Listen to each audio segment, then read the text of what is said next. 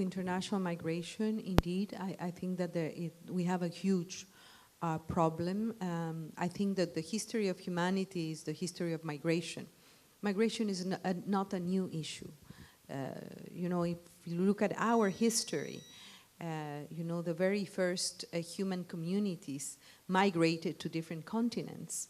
And here we are in the continent that gave origin to humankind. So if people didn't migrate, perhaps I wouldn't be here myself. So it's part of history of humanity. The problem is that now we see fluxes of migration that are increasing because of different reasons. One of them being climate change. A second reason is violence and insecurity. The third reason is what we call the economic migrants. They're looking for jobs, for better futures for themselves and their families.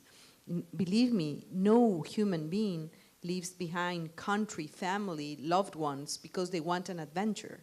So basically, these people that are on the move, they deserve to be treated as human beings, as citizens of the world, and as rights holders. What is that the UN has done? We have all done that because we created the Global Compact on Migration. The Global Compact on Migration is a set of policy recommendations for countries to address migration. But more importantly, it is some kind of a to-do list, voluntary to-do list, to encourage cooperation between countries of origin, of transit, and destination. So we are working on the implementation of the Global Compact on Migration, and I have to tell you something.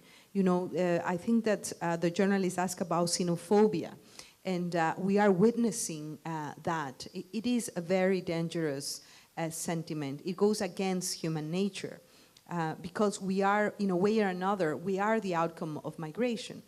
The problem is, the fact is that 80% of the migrants around the world are hosted by the Global South.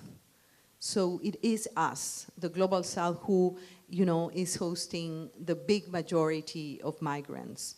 The champion of hosting migrants is the African continent itself.